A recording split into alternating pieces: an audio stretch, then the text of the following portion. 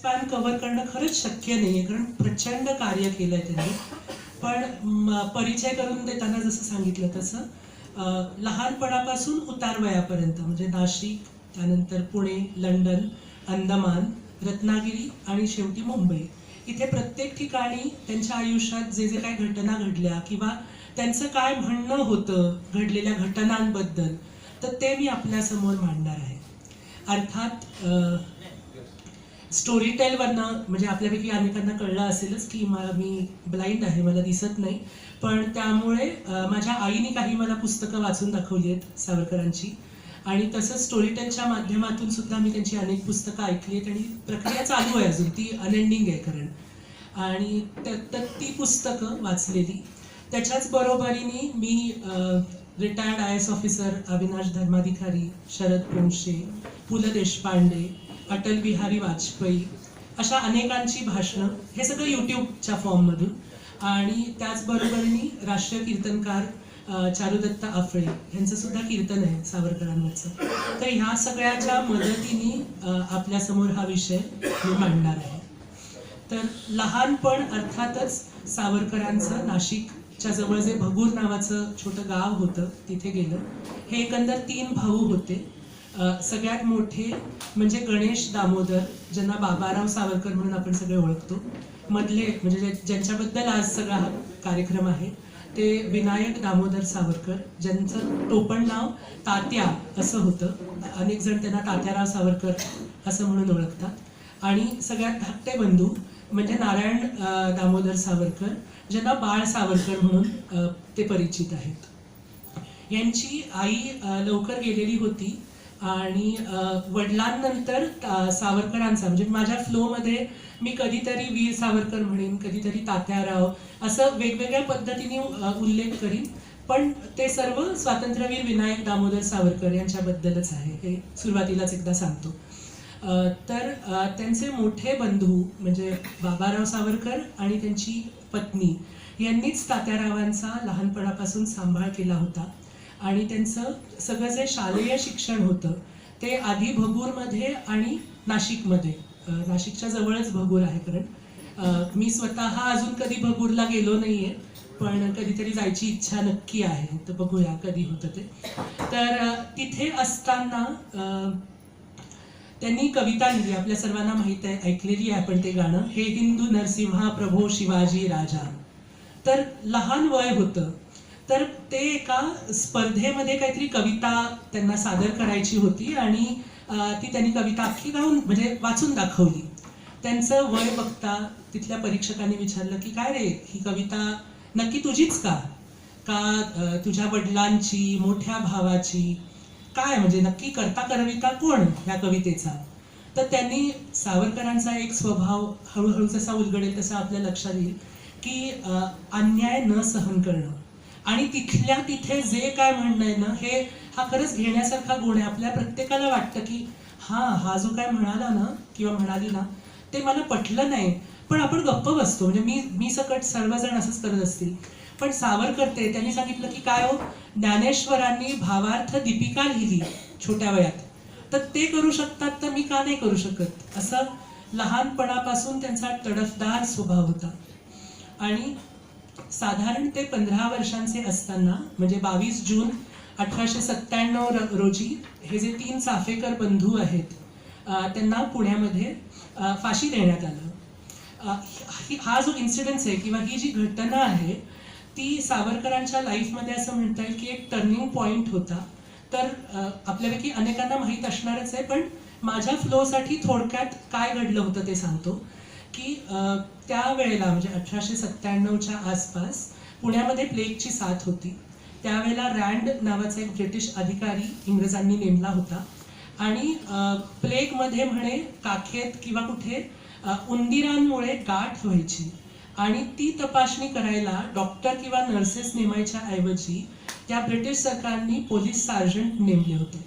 आणि ही मंडळी बूट घालून देवळात यायची किंवा स्त्रियांशी अतिप्रसंग करायची. तर ते सर्व गोष्टी घडत होत्या एका बाजूला. आणि ऑन दॅट बॅकग्राऊंड पुण्यामध्ये टिळकांनी गणेशोत्सव आणि शिवजयंतीचे कार्यक्रम सुरू केले होते. त्याच्या एका कार्यक्रमात ह्या 3 चाफेकर बंधूंनी एक फटका नामक गीतप्रकार गायला आणि तो झाल्यावरती गेले टिळकांना विचारायला, काय कसा वाटला, आवडला का? प्रत्येक कलाकाराला, म्हणजे मी कलाकार आहे त्यामुळे मला पण असं असतंच ना की कसं वाटलं, आवडलं का, पोचपावती किंवा रिस्पॉन्स तो प्रत्येक कलाकाराला हवाच असतो. तर त्या दृष्टिकोनातून गेले टिळकांकडे. तर त्यांच्या फटक्यामध्ये असं काहीतरी होतं की षंढ आणि अशा टाईपचे काय काय काय काय वर्णनं होते. टिळक म्हणे आणखी त्यांनी सुपारी कात्रत होते, त्यांच्याकडे असे भेदक नजरेने बघितलं आणि म्हणाले की आपल्या फटक्यामधील आपण सुद्धा तसेच दिसता. ते चपापले तिघही बंधू की काय बोलतायत हे, म्हणजे अरे बापरे, कारण ते अनएक्सपेक्टेड होतं सगळं. तर म्हणाले तसं नसेल तर तो रँड अजून जिवंत कसा, आणि ह्यातून प्रेरणा घेऊन मग सगळा प्लॅन करून रँड आणि एव्हरेस्ट अशा 2 इंग्रज अधिकाऱ्यांना ह्या 3 चाफेकर बंधूंनी म्हणजे त्यांचा वध केला आणि त्यांना फाशी दिली. हा सगळा वृत्तांत वयाच्या 15व्या वर्षी चाफेकरांनी केसरी मासिकात वाचला. असं म्हणतात की अख्खी रात्र ते तळमळत होते. दुसऱ्या दिवशी उठल्यावरती त्यांच्या घरात जी देवीची प्रतिज्ञा होती, अष्टभुजा देवी, तिच्यावरती हात ठेवला आणि प्रतिज्ञा घेतली की मी माझ्या मातृभूमीच्या स्वातंत्र्यासाठी सशस्त्र क्रांतीचा केतू उभा करून मारिता मारिता मरेतोवर झुंजेन. तर म्हणजे ज्याला आपण म्हणतो ना की ऑब्जेक्ट आजच्या काळामध्ये की व्हॉट इज माय ऑब्जेक्ट किंवा what is my objective of life, तर वयाच्या 15व्या वर्षी त्यांचं ठरून गेलं होतं की सशस्त्र क्रांती करणार आणि भारताला स्वातंत्र्य मिळवणार. ह्याच्यामध्ये जर का यशस्वी झालो तर शिवरायांसारखा राज्याभिषेक बघू स्वातंत्र्याच्या स्वरूपात, आणि नाही जर का झालं तर तेही कॉन्सिक्वेन्स माहीत होते की इंग्रज सरकार 2च गोष्टी करतं असं काही केलं तर, की एक तर फासावर तरी देतं किंवा अंदमानावरती जन्मठेपेला पाठवतं.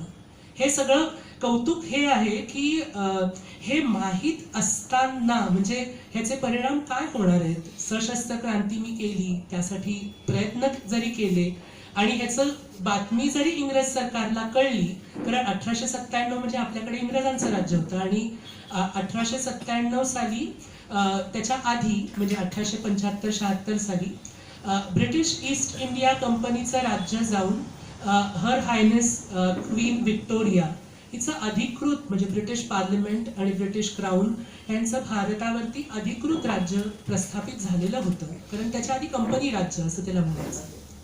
एकच मिनिट हा. तर परिणाम माहीत असताना असं काहीतरी करणं हे मला खरंच खूप कौतुकाचं वाटतं. आणि मग आता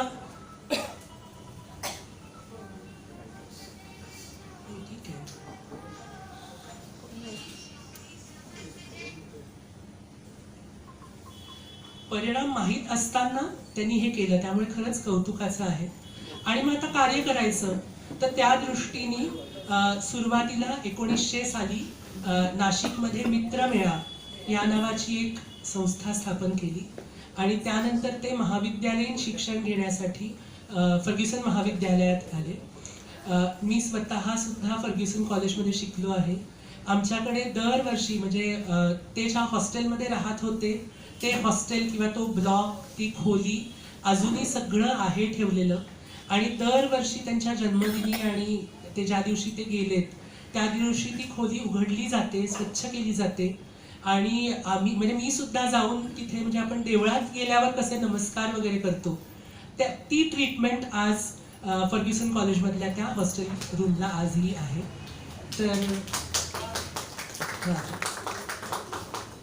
तर महाविद्यालयीन शिक्षणासाठी पुण्यात आले. पुण्यात आल्यावरती मित्रमेळाचं रूपांतर अभिनव भारत अशा एका संस्थेत केलं. कॉलेज संपलं की सावरकर कॅम्प भरत असे.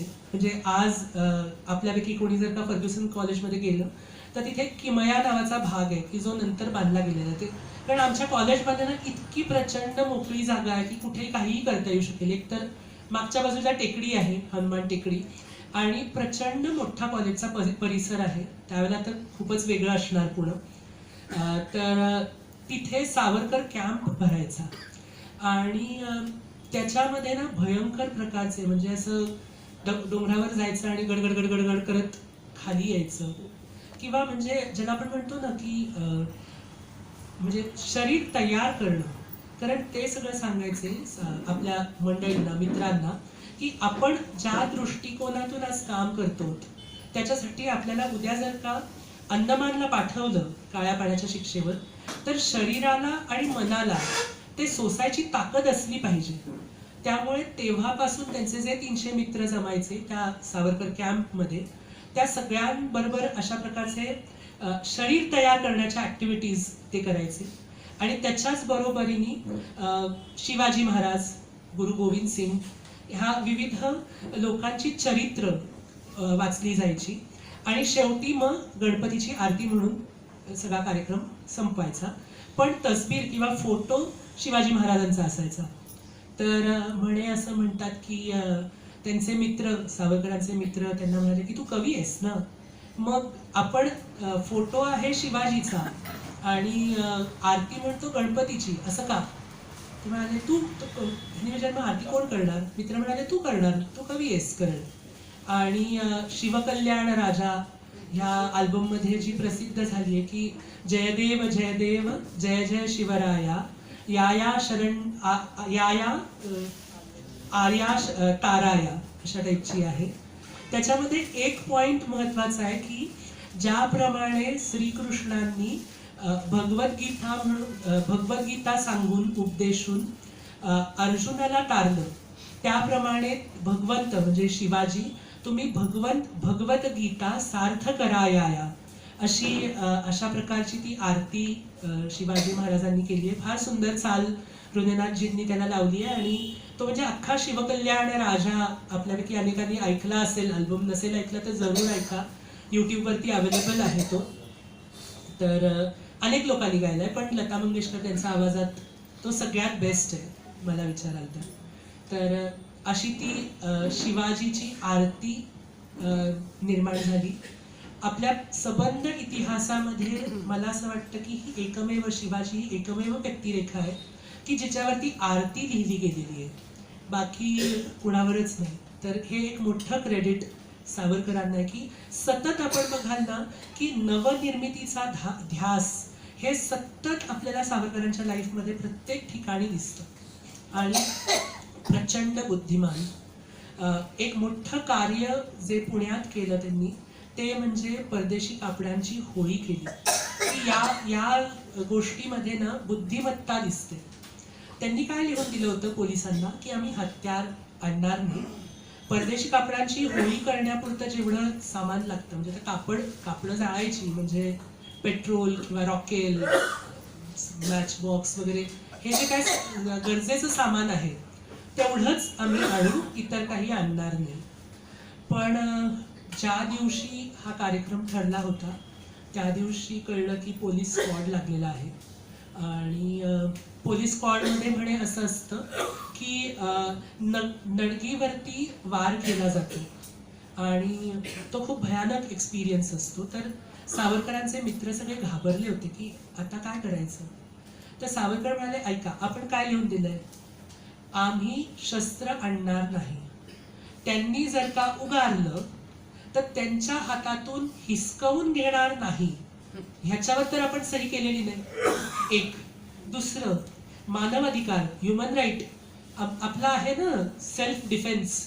त्यामुळे काय नाही, काय घाबरायचं नाही.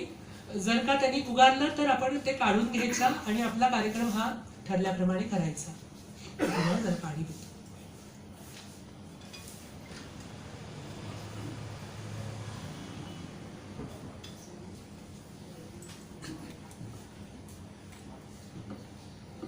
त्याप्रमाणे ठरल्याप्रमाणे तो कार्यक्रम झाला. पुण्यामध्ये आज जिथे ती परदेशी कापडांची होळी केली ना तिथे एक स्मारक बांधलेलं आहे, खूप छान आहे स्मारक ते. तर आणि त्या परदेशी कापडांची जिथे होळी केली तिथे ही घटना जेव्हा घडली असेल साधारण 1905 किंवा 6 ह्या सालाच्या आसपास. तर त्यावेळेला लोकमान्य टिळक म्हणजे हे मोठी फिगर होती भारतीय इतिहासामध्ये. पण ह्या पर्टिक्युलर प्रसंगाला खुद्द टिळक हजर होते. म्हणजे त्यांना असं नाही झालं की आता मी केवढी मोठी आसामी आहे आणि ही तर काय लहान मुलं आहेत, त्यांच्या कार्यक्रमाला कुठे मी जायचं, किंवा मी आता मोठा म्हणजे ऑल इंडिया फिगर आहे. पण असा काही विचार न करता टिळक तिथे आले. नुसते आले नाही, त्यांनी भाषण केलं आणि भाषणामध्ये ते असं काहीतरी म्हणाले की या आगीची धग ब्रिटिश पार्लमेंटपर्यंत पोचल्याशिवाय राहणार नाही. थोडक्यात सांगायचं असं होतं की मुलांनो, तुम्ही जे काय करता आहात त्या त्या सगळ्या गोष्टींना माझा पूर्ण पाठिंबा आहे.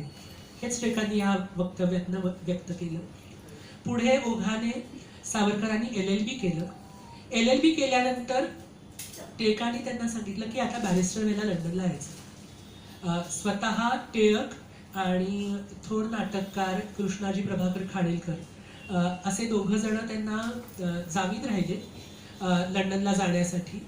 आणि म्हणजे परत टिळकांचं कौतुक आहे की हे महाशय तिकडे काय जाऊन काय करणार आहेत आणि त्या सगळ्याला माझा पाठिंबा आहे असं माहीत असताना त्या स्कॉलरशिपसाठी शिफारस टिळकांनी केली होती. शिवाजी स्कॉलरशिप किंवा शिवाजी शिष्यवृत्ती असं तिचं नाव होतं. श्यामजी कृष्ण वर्मा, मॅडम कामा ह्या सर्व मंडळींनी लंडनमध्ये भारतीयांसाठी एक इंडिया हाऊस नावाचं केंद्र स्थापन केलं होतं. तर सावरकर तिथे जाऊन राहणार होते बॅरिस्टर करण्यासाठी. म्हणजे बॅरिस्टरचा अभ्यास तर करायचाच होता, प्लस सावरकरांच्या डोक्यात विचार काय होता तोही सांगतो आपल्याला की रामायण, महाभारत आणि शिवचरित्र या तिन्हीचाही त्यांचा खूप अभ्यास होता. की जसं रामाने रावणाच्या लंकेत जाऊन म्हणजे शत्रूच्या घरात जाऊन युद्ध केलं आणि ते जिंकलं, किंवा श्रीकृष्णाने कंस त्याचा जो मामा होता मथुरेत जाऊन युद्ध केलं, किंवा शिवाजी महाराजांनी खुद्द आग्र्याला जाऊन तुमची ही काय खिलत आहेत या मी नाकारतो आणि कुणाचीही हिंमत नव्हती अशा वेळेला औरंगजेब बादशाहला पाठ दाखवून ते आणि शंभूराजे निघून आले. तर हा आदर्श सावरकरांसमोर होता की शत्रूच्या देशात म्हणजे त्यावेळेला आपण इंग्रजांच्या अंडर होतो, गुलामगिरीत होतो, त्यामुळे ते शत्रू होते आपल्यासाठी. तर तिथे जाऊन की इंग्रज जे काय आज वागतो आहे ते सगळं चूक आहे. तो म्हणजे मोठमोठी जी तत्व आहेत, इंडिपेंडन्स, डेमोक्रेसी, ह्याचा जरी स्वतः पुरस्कर्ता असला तरी तो भारताच्या बाबतीत तसं वागत नाही. भारतातल्या लोकांची तो चांगल्या पद्धतीने वागत नाही. आणि थोडक्यात भारताचा स्वातंत्र्य लढा हा जागतिक पातळीवर पोहोचवणं हा एक त्यांचा मोटिव्ह होता की म्हणजे बॅरिस्टर की तर शिकायचीच, प्लस हे पण करायचं. आणि इंग्रजांचे जे शत्रू राष्ट्र आहेत मग फ्रान्स, रशिया, जर्मनी ह्या देशांचा भारतीय स्वातंत्र्य लढ्याला जर का पाठिंबा मिळवता आला आणि इंग्रज जे काही आज करतो आहे ते जगाच्या प्लॅटफॉर्मवरती त्यांची म्हणजे त्यांना ज्याला आपण म्हणतो ना नीचा दिखाना, तर अशा प्रकारचं काहीतरी करता आलं तर करावं हे एक होतं. आणि त्याच बरोबरीने बॉम्ब, पिस्तूल ह्याबद्दल एकतर ते कसे बनवायचे त्याबद्दल सगळं मॅन्युअल्स बनवणं, ते बॉम्ब बनवणं, पिस्तूल्स गोळा करणं, त्या भारतात पाठवणं. म्हणजे थोडक्यात आपण असं म्हणूया की इंग्रज सरकारला दाखवण्यासाठी होतं की बॉस मी इथे बॅरिस्टर शिकायला आलोय, पण त्याच्या मागचे वेगवेगळे मनात हेतू होते. आणि अर्थात असं पुरावा आहे की ब्रिटिश सरकारला पण माहीत होतं. हे जेव्हा पोचले तिथे, अर्थात त्यावेळेला बोटीने गेले, त्यावेळेला तेच साधन होतं भारतातून लंडनला जायला. आणि सावरकरांची पत्नी, त्यांचा मोठा भाऊ असं ह्याच मुंबईतून ते लंडनला जायला निघाले. त्यावेळेला तिथे त्यांना सी ऑफ करायला आले होते. आणि जेव्हा सावरकर पोचले त्यावेळेला हा चापेकर गँगचा माणूस आहे असं स्कॉटलंड यार्डनी आधीच त्यांच्याबद्दल म्हणजे ते पण काही असं आपण म्हणजे अत्यंत हुशार मंडळी होती. त्यामुळेच तर इंग्रज सरकार किंवा इंग्रजांबद्दल जे म्हटलं येतं की the sun never sets on the British Empire, तर ते खरंच होतं. त्यांच्यामध्ये प्रचंड काहीतरी असे गुण होते की ज्यामुळे ते अख्ख्या जगावरती त्या काळात म्हणजे 20व्या शतकात आणि 21व्या शतकात राज्य करू शकत होते. त्यामुळे पूर्ण कल्पना होती की ह्या माणसाचं मेन मोटिव्ह किंवा मेन ऑब्जेक्टिव्ह काय आहे. ते ज्या खोलीत राहायचे त्या, मी म्हटलं तसं वाचली पाटी, इंडिया हाऊस, त्यांनी सांगितलं नाही.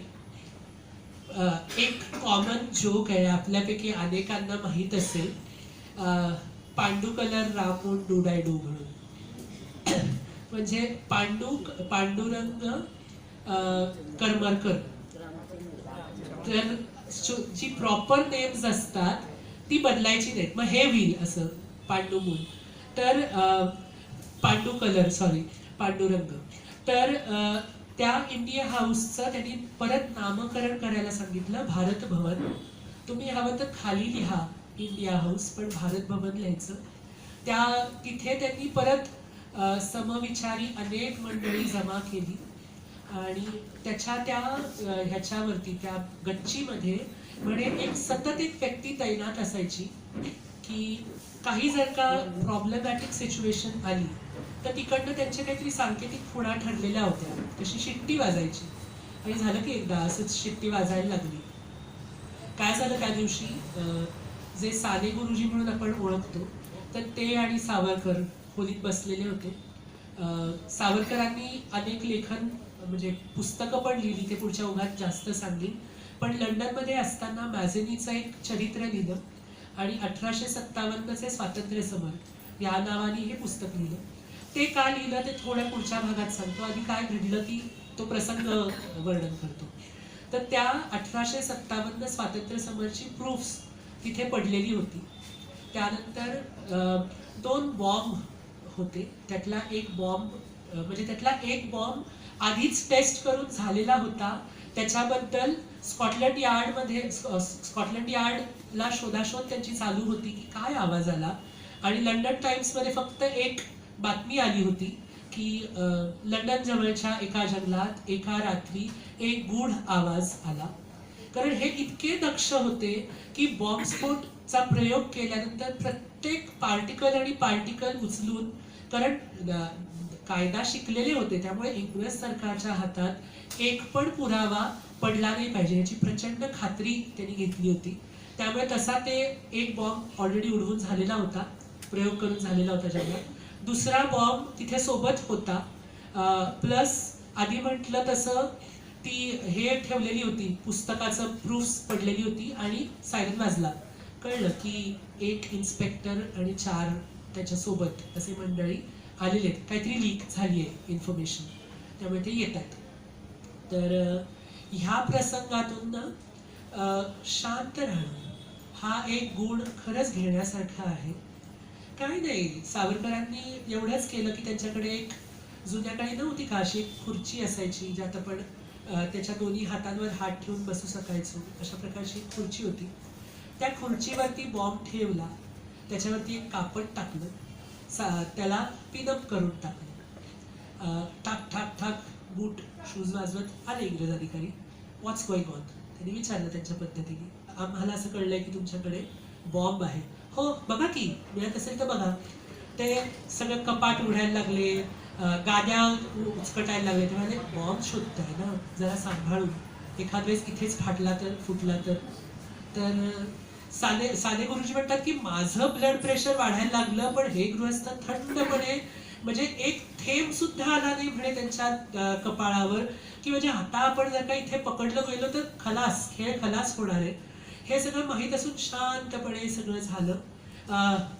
अर्थात इंग्रज अधिकाऱ्यांनी विचारलं व्हॉट्स दिस. त्यांनी म्हणे ती 1857च्या स्वातंत्र्य समर्थाची प्रूफ्स पडली होती, धड धड धड धड धड. एखाद्याच्या माझ्या पण झालं असतं दाखवताना. ह्यांनी ते कागद उचलले आणि त्या इंग्रज अधिकारीच्या जस्ट नाकाजवळ धरले. नाकाजवळ धरल्यामुळे झालं असं, हा ठीक आहे ओके लिव इट. हा माणूस इतक्या उघडपणे दाखवतोय म्हणजे ह्यात लपवण्यासारखं काहीच नाहीये असा अर्थ त्या ब्रिटिश अधिकाऱ्यांनी घेतला. तो प्रसंग टळला. खरा प्रसंग पुढे घडतो. ते इंग्रज अधिकारी निघायला, म्हणजे दारातून निघायला लागतात. ती जी पर्टिक्युलर खुर्ची ज्यामध्ये बॉम्ब ठेवलेला आहे त्याच्याकडे बोट दाखवून सावरकर म्हणतात, साहेब या खुर्चीत जरा बसता का. तर साने गुरुजी म्हणाले माझ्या अंगाला मुंग्या सुटल्या, कारण मला माहित होतं तिथे काय आहे. त्यावरती जे इंग्रज अधिकाऱ्यांनी उत्तर दिलं ते खरंच कमाल आहे. ते म्हणाले सावरकर मी आत्ता ऑन ड्युटी आहे. ऑन ड्युटी जर का तुम्ही खूप हुशार आहात, तुमच्याशी गप्पा मारायला मला नक्की आवडेल, बट नॉट ऑन ड्युटी.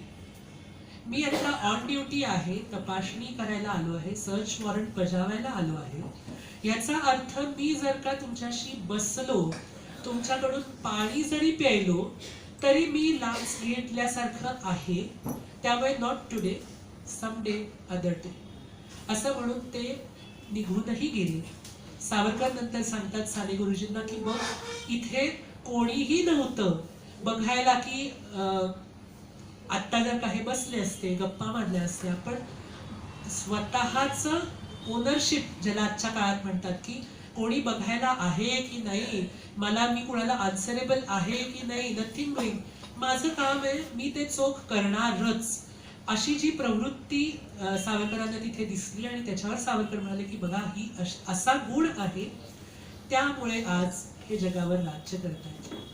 त्यामुळे आपल्याला इथे हे पण दिसतं की समोरच्यातलं किंवा कोणीही असलं तरी त्याच्यातले जे गुण आहेत जे आपण उचलू शकतो ते प्रत्येकाने घ्यावे, त्याचा अभ्यास करावा आणि ते आपल्यामध्ये कितपत घेता येतील हेही जाता आता सावरकर आपल्याला सांगतायत. अर्थात तिथून मग 20 पिस्तूल, त्यानंतर रशियन लोकांकडून बॉम्ब बनवण्याच्या पद्धती, अर्थात ते सगळं कोड लँग्वेज होतं, त्यामुळे ते कोडेड सगळं, ते असं सगळं मटेरियल एका तिथल्याच इंडिया हाऊस भागवत भवनमधला एक कुक होता, आचारी चतुर्भुज नावाचा, तर त्याच्याबरोबर पाठवलं.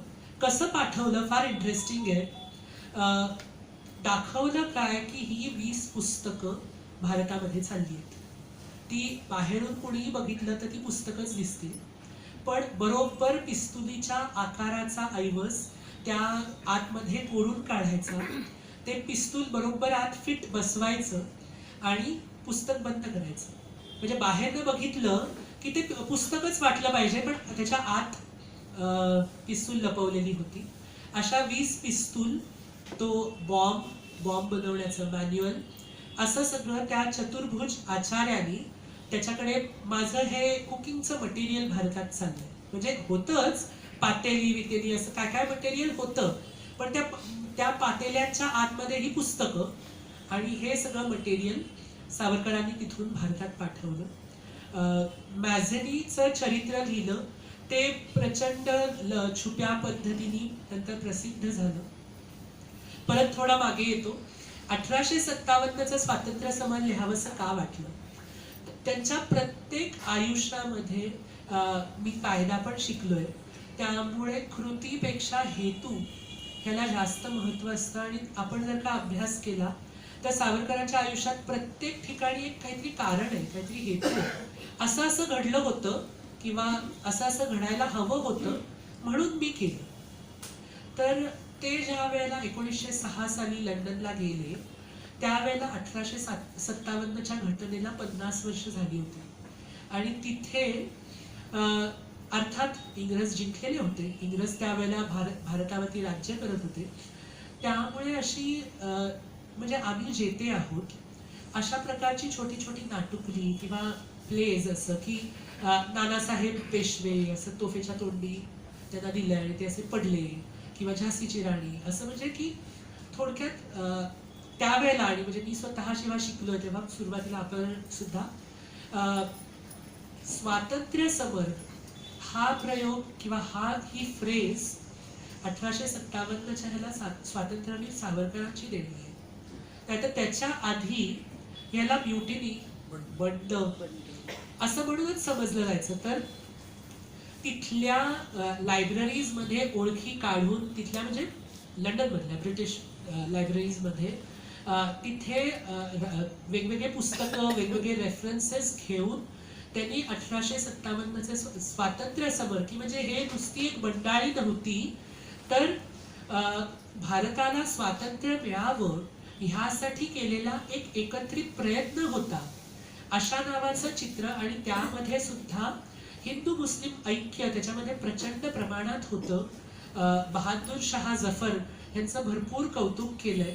हे पर्टिक्युलर पुस्तक मी अजून वाचलं नाहीये, पण स्टोरी टेलवर आहे आणि मी ते नक्की वाचणार आहे. तर असं घडत होतं तिथे, आणि त्याला उत्तर देण्यासाठी म्हणून स्वातंत्र्यवीर सावरकरांनी 1857चे स्वातंत्र्य समर हे पुस्तक लिहिलं. त्यावरती इंग्रज सरकारने बॅन टाकला. मग ते वेगवेगळ्या पद्धतीने नेदरलँड्समध्ये गेलं आणि मग तिथून ते प्रसिद्ध झालं. अशा चोर वाटाने ते प्रसिद्ध झालं, पण आज ते उपलब्ध आहे. हे सगळी धामधूम चालू असतानाच अनफॉर्च्युनेटली भारतामध्ये खुदीराम बोस यांनी एक बॉम्बचा वापर केला. त्याचे ठाव ठिकाणा हा सावरकरांनी पाठवलेल्या बॉम्बशी सापडला. त्यानंतर बाबाराव सावरकर यांना पण अंदमानला पाठवलं, कारण त्यांचा पण या सगळ्या सशस्त्र क्रांतीशी कनेक्शन आहे ह्याचे पुरावे सापडले. खूप हाल केले बाबाराव सावरकरांचे पण इंग्रज सरकारने, आणि अंदमानला पाठवलं. त्याचा बदला घ्यायचा म्हणून नाशिकचा जो कलेक्टर होता जॅक्सन, त्याचा अनंत कान्हेरे यांनी खून केला. ही म्हणजे तिथे जी पिस्तूल वापरली किंवा जो काय मेक होता तो परत सावरकर कनेक्शन सापडलं. इन द मेन टाइम सावरकरांनी तिथे पण कार्य उभं केलं होतं. त्यामध्ये भारताची 1905 साली, म्हणजे असं आपल्या लक्षात येईल मध्येच एक सांगतो की भारतात आणि लंडनमध्ये एक घटनांमागे घटना अशा नुसत्या सुरू आहेत की ज्या पॅरलली किंवा कॉम्प्लिमेंटरी एकमेकांना घडत आहेत. तर अनंत कान्हेरे यांनी भारतामध्ये जसा खून केला जॅक्सनचा, तसा पॉइंट ब्लँक एका थिएटरमध्ये कर्झन वायली, जो भारताची पेक्षा बंगालची 1905 साली फाळणी करायचा जो सगळा इंग्रज सरकारने घाट घातला होता, त्याचा हेतू स्वरळ स्वच्छ नव्हता, तर त्यांची जी पॉलिसी होती डिवाइड अँड रूल त्याचाच एक भाग होता. तर हा कर्झन वायली लॉर्ड कर्झनचा उजवा हात समजला जायचा. तर लंडनमध्ये एका थिएटरमध्ये मदनलाल धिंगरा यांनी पॉइंट ब्लँक पिस्तूल त्यांच्यावर रोखली आणि त्यांना शूट केलं. त्याच्याबद्दल त्यांना तिथल्या तिथे फाशी देण्यात आली. ह्याशी सुद्धा सावरकरांचा संबंध आहे असा हे लागला. त्यामुळे एक आणि म्हणून मग मधल्या काळात आपल्या विरुद्ध घटना घडतायत, आपण अडकले जाणार असं लक्षात आल्यावर हळूहळू त्यांनी फ्रान्सला जायची, कारण मॅडम कामा ह्या फ्रान्समध्ये राहत होत्या, तिकडे जायचं ठरवलं. इन बिटवीन त्यांची बॅरिस्ट्री पूर्ण झाली, बॅरिस्टरचं शिक्षण पूर्ण झालं. परत इंग्रज सरकार, आम्ही तुम्हाला बॅरिस्टर ची पदवी द्यायला तयार आहोत, एकच अट आहे, I will be an obedient servant of her highness British queen, असं लिहून द्या, तुम्हाला लगेच पदवी देतो. ह्याचा अर्थ सावरकरांना कळला की म्हणजे ह्याच्या पुढे मी जे काही उद्योग करतोय त्याला अटकाव घालण्यासाठी म्हणून केलेली ही एक ट्रिक आहे ब्रिटिश सरकारची. त्यांनी सांगितलं थँक्यू सो मच, ह्याच्यावर काही मी सही करणार नाही, पण ठीक आहे, मला तुम्ही पदवी देत नाही ना, that is okay, I am fine with that, पण मी जे काही शिकलो आहे ते माझ्या डोक्यात आहे, शिक्षण काही तुम्ही माझ्याकडून काढून घेत नाही.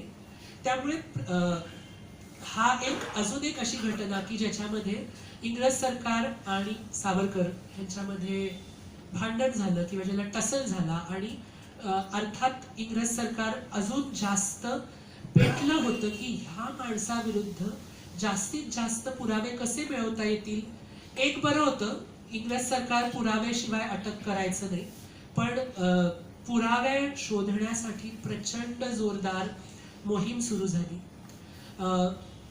आणि मग ह्या ज्या घटना घडत होत्या, म्हणजे अनंत कान्हेरेंची, बाबाराव सावरकरांची, त्याच्याबरोबर ऑन द पॅरलल लाईन्स सावरकरांची बायको, त्यांची मोठी वहिनी, ह्या सगळ्यांना पण प्रचंड त्रासदायक परिस्थितीला सामोरं जायला लागलं, कारण पूर्ण घराची झडती घेतली गेली. म्हणजे इतकं म्हणजे एक ना पुस्तक आहे त्या तिघी नावाचं, की जे नारायणराव सावरकरांच्या बायकोनी लिहिलंय, की म्हणजे ह्या तिघा जणांच्या बायका म्हणून त्यांच्या वाट्याला काय आलं, कसे प्रसंग आले. म्हणजे त्यांनी असं वर्णन केलं की त्यांचा मुलगा रणजित सावरकर, माझ्या मते नाव चुकत नसेल तर ते कैदेत आहेत आणि ते कैदेतनं बाहेर आले, असं एक काहीतरी त्यांनी प्रसंग रेखाटताना त्यांचे मोठे म्हणजे त्यांच्या नवऱ्याचा मोठा भाऊ तात्याराव सावरकर यांच्यावरती काय काय प्रसंग येत गेले आणि बायकांना किती हालाखीचे आणि भयानक प्रसंगांना तोंड द्यावं लागलं, कारण झडती घेतली त्यावेळेला या बायकांना बाहेर उभं केलं. त्यानंतर नाशिक मधलं त्यांचं घर जे होतं ते जप्त केलं. म्हणजे लिटरली म्हणेल की तांदूळाची पोती किंवा तांदूळाची भांडी ओतली की ह्याच्या आत तुम्ही काही लपवलंय का तिकडून पाठवलेलं, आणि त्यांना मग घरातनं बाहेर पडायला लागलं. त्या देवळात त्यांनी आसरा घेतला. अर्थात हे सगळं घडायच्या आधी एक प्रसंग आहे की जो आफ्रिगोच्या कीर्तनात मी ऐकला होता, की तिकडनं बॉम्ब आले वाटतं आणि पोलीस रेकॉर्डमध्ये असा एक प्रसंग आहे की एक दिवस सावरकरांच्या ह्या दोन बायकांना दिवस केले आणि दिवस केले तर म्हणून मग त्यांच्यासोबत अजून 4 माणसं त्यांच्या काळजी घ्यायला, कारण दिवस गेले म्हणजे त्यांनी आतनं बॉम्ब लावलेले होते आणि त्याच्यावरनं साड्या नेसलेल्या होत्या. तर त्यांची प्रसूती करायला, डिलिव्हरी करायला त्या अहमदाबादला निघाल्या होत्या. नाशिकहून त्या अहमदाबादला गेल्या. त्यानंतर तिथल्या लेडीज वॉशरूम मध्ये ह्या दोघी बायका गेल्या. तिथे अजून बंगालमधनं बायका आलेल्या होत्या. त्यांनी हे बॉम्ब हँडओव्हर केले, म्हणजे त्यांनी परत आतनं बांधले. ह्या रिकाम्या झाल्या आणि रिटर्न आल्या. तर नाशिकमध्ये विचारलं की तुम्ही गेलात तेव्हा प्रेग्नंट होतात ना? ते म्हणाले हो. मग आता काय झालं, बाळ कुठे आहेत? गेलेली बाळ काय परत येतात का, असं उत्तर त्यांनी दिलं. पण त्यांना सुद्धा म्हणजे नवऱ्याच्या आणि म्हणजे नवऱ्यांच्या ह्याच्यात त्यांनी त्या सहभागी झाल्या, बरोबर आहे, पण त्याच बरोबरीने जे मी आधी वर्णन केलं तेवढी त्याची मोठी किंमत ही त्यांना द्यावी लागली. खूप दिवस देवळात, आणि म्हणजे की कुणाला सांगायची सोय नव्हती की आम्ही सावरकर आहोत, कारण कुणी दारातच उभं राहून घ्यायचं नाही, प्रत्येकाला भीती वाटायची. ह्या सगळ्या परिस्थितीचं वर्णन सावरकरांना वहिनीचं पत्र ह्या पत्रातून त्यांनी पाठवलं मोठ्या भावाच्या बायकोने, आणि मग ते वाचून जे जगप्रसिद्ध गाणं आहे, ने मजसीने परत मातृभूमीला सागरा प्राण तळमळला, हे काव्य सावरकरांना सुचलं. आणि एक प्रश्न आपल्याला पडेल की ते एवढ्या सगळ्या घटना घडत होत्या त्यावेळेला ते फ्रान्समध्ये होते, मग ते लंडनला का आले? कारण माहीत होतं की फ्रान्सहून लंडनमध्ये पाऊल ठेवलं रे ठेवलं की इंग्रज सरकार अटक करणार आहे. पण ज्याला आपण म्हणतो ना की एक शूर सेनापती, म्हणजे खाडीलकरांचंच एक नाटक आहे की शूराभी वंदिले, त्यांनी जे वर्णन केलं की शिरकमला समरी, तर आता ती बहुतेक वेळ तसं वाहण्याची वेळ माझ्यावर आली आहे. मी सेनापती आहे, कारण अभिनव भारत ह्या संस्थेचा मी संस्थापक आहे, त्यामुळे मी लंडनला झालं पाहिजे. इंग्रज सरकार करेल जास्तीत जास्त काय, तर एकतर फाशी देईल किंवा अंदमानला पाठवेल. अर्थात त्यांना आणि स्वतःला म्हणजे असं वाटत होतं की त्यांना फाशी देईल, त्यांची केस लंडनमध्ये चालवेल आणि तिथल्या तिथे त्यांना तुरुंगात टाकतील. पण अनफॉर्च्युनेटली त्याच्यापेक्षा वेगळं घडलं. त्यांना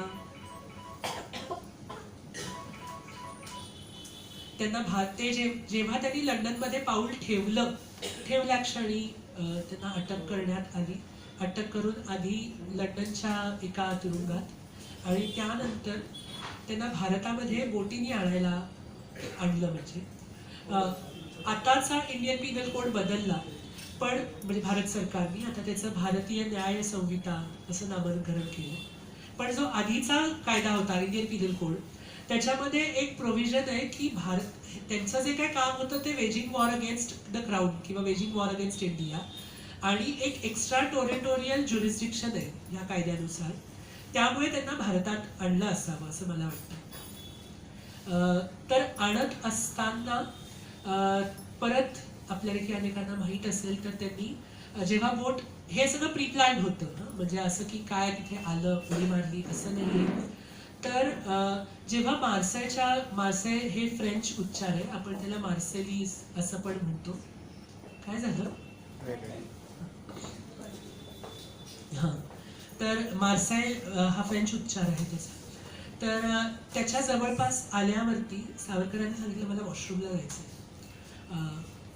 तर तिथली ती एक अशी एकमेव जागा होती की जिथे त्यांना एकट्याला अलाउड होतं, नाही तर सतत त्यांच्यावर भोवती पहारा होता.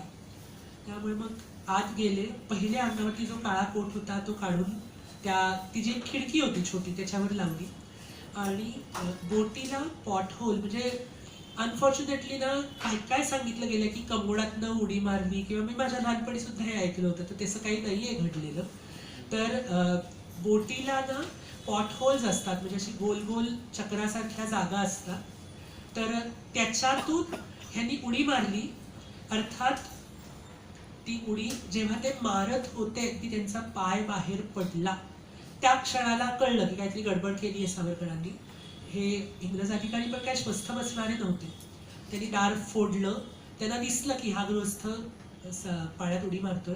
मागून फायरिंग सुरू झालं.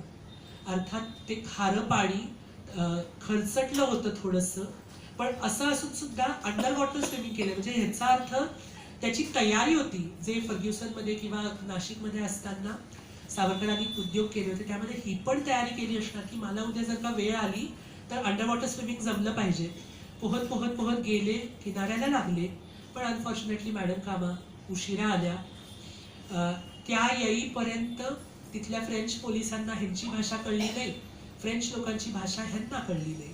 त्यामुळे त्यांनी पोलिसांच्या ताब्यात दिलं, इंग्रज अधिकाऱ्यांच्या.